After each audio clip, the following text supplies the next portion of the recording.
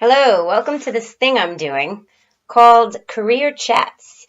And I'm going to accept questions from anyone who wants to send them in. You can post them on my Facebook, my LinkedIn, my website blog, my Tumblr, anything, anyway, you can email me. I really want to understand some of the questions that folks have in their day-to-day career growth questions or transition questions, specifically as it relates to the job search and interviews and networking, etc. No question is off limits. And then I want to answer them live as opposed to typing it out. And I'd love some interaction from folks. So what I've done, because no one sent me anything yet, is I've scoured the internet and looked at some of the groups I belong to see some of the questions that people are posting around their professional development advancement. And I have found one that I want to try to helpfully answer if I can. This question is about how do I get around the fact that I don't have the credentials required in this job description, but I have the experience, or I don't have the advanced credentials required, but I have the job experience? This particularly applies to mature job seekers who might have worked 15, 20 years in a particular field, worked their way up, and never got the degree or the advanced degree that might now be required for that same role or for the higher level role.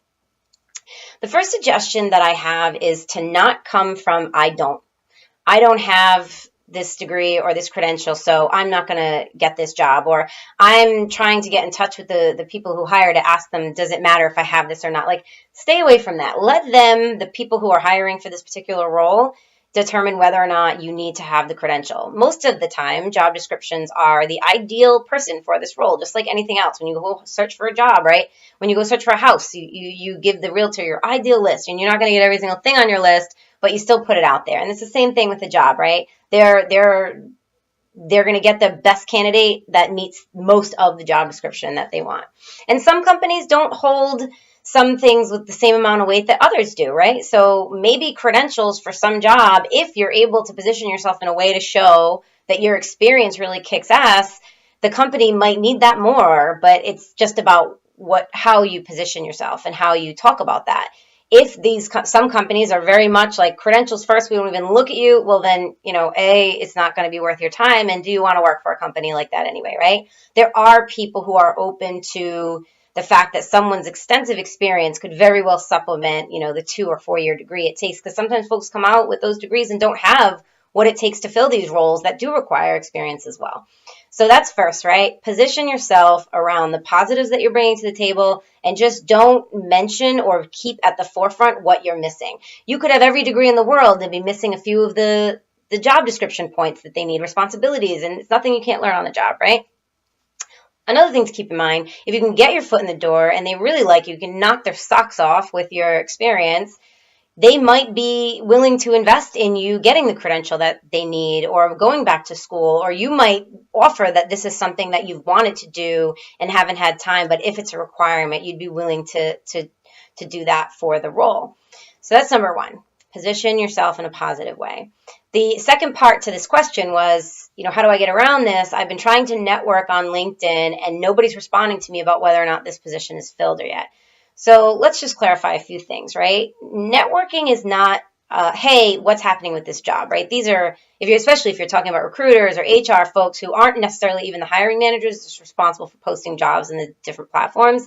They don't have time nor the willingness to get back to the amount of candidates that are likely applying to these jobs and giving them all the day-by-day updates on where the process is. Depending on the company, the agency, if it's government, it could take months. Sometimes they have jobs posted that they don't even intend to fill. So it's just not a productive way to initiate a network, like a networking approach, by asking, hey, what's going on with that job I applied? So that's number one. Networking is about creating relationships. It is not about what can you do for me? Is this job full? Can you get me this job, or whatever it is that your approach is? You need to come from a place of, I want to create a relationship with the people who are involved in the types of industries that I want to transition into.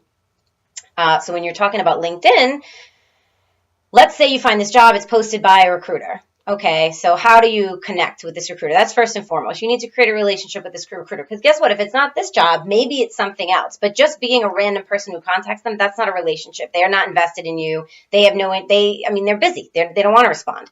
So how do you make it so that they like you, or they know about you, or something about you stands out and they want to help you if it's not this time?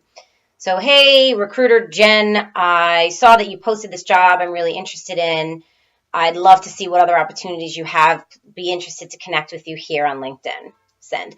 The thing is, with the connection request, you don't want to be too extensive. It doesn't allow you to be, but also some people don't actually read them. Sometimes I'm guilty of it. I don't, because it will just come in like, hey, this request came in, and it just gives you the option to accept.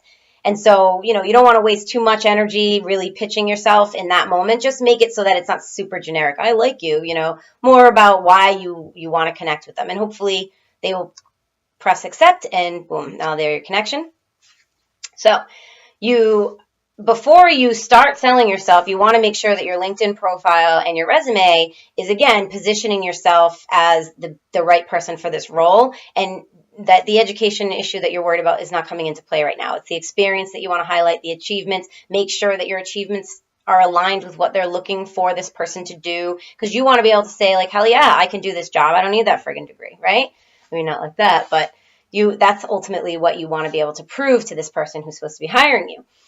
So you've made the connection, they've accepted, now you have them, now you send them maybe a more direct email. And again, it's hard to say specifically, but it could be, I was really, I saw this job, I was really interested in it, I think this is why I would be a great candidate, and I love this company, or I love what these guys are doing, or something that first you want to tell them what is so awesome about this job that you think is great, and why you think you would be the best candidate, really briefly. I'm going to apply to the company website, but I know that a lot of folks do recruiting through LinkedIn as well. Is that something, if you want me to send you my resume directly, I'm happy to do that as well. Please let me know at your earliest convenience.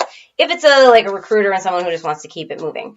Another option is, who's in your network that works at this company? Who of your LinkedIn friends used to work there, knows somebody that works there, actually works there? Hey, can you connect me to so-and-so who works in the department for the people, maybe it's a leader in the department of where this job is located, or maybe it's someone in the hiring realm that somebody knows. And in that case, you want to touch base with them. Same thing, make the connection. Hey, how are you? Or maybe someone can introduce you.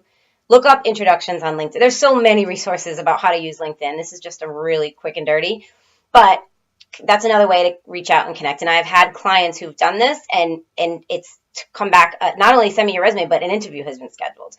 So, hey, I'm really interested in this role. I applied. I sent my resume into so-and-so. I'd love to get your insight on XYZ if you have 5 minutes. I'm interested to hear if you think I would be aligned with the position, or however you think the connection. I'd like to learn more about the company. Anything that you can say, hey, if you have 5 minutes of your time, I'd love to get on a call. Or if you care to give me any resources or suggestions or feedback you have, I'd love to hear it. Now, they might respond like, hey, your resume looks good, blah, blah, blah. And now, hey, I have a question for you, right? I don't have this. How do you think that would impact? Because I know that I can do X, Y, Z. And see what they say. Yeah, this company doesn't care. I know people who are in this. And then maybe that'll let down your guard a little bit. So, I know I talk really fast, but hopefully that summed it up for you. Make the connection. Create relationships is the top line here. Make the connection. Reach out to the individuals who you think could help you, perhaps take your resume or help you get your foot in the door of that job. But just cold applying, expecting people to call you back, and then emailing recruiters to why aren't you telling me what's happening? They have thousands of people that they're dealing with. They're not worried about your application. So create relationships with these people. And keep in mind, one last tip. On your LinkedIn profile, make sure that you highlight a little something about yourself. It doesn't necessarily have to be super, I bake pies every Saturday, but there's a particular organization that you're affiliated with, or a particular sport that you really like, because you never know. And especially, as you're looking at these people in the companies that you want to work for, what are their affiliations? What are their interests? And do you happen to see that you have something aligned and it's not on your profile? Put it on your profile. Did you go to that college? Are you in that alumni group? Do you listen to that band? Whatever it is.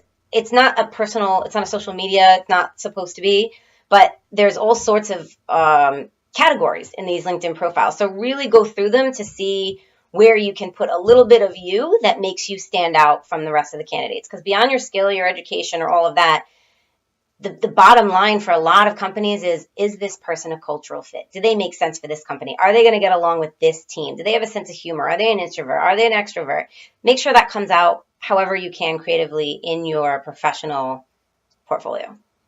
Hope that answered your question, and I'm going to be answering more as they come in, so please send them in, and I can't wait to help you as much as I can.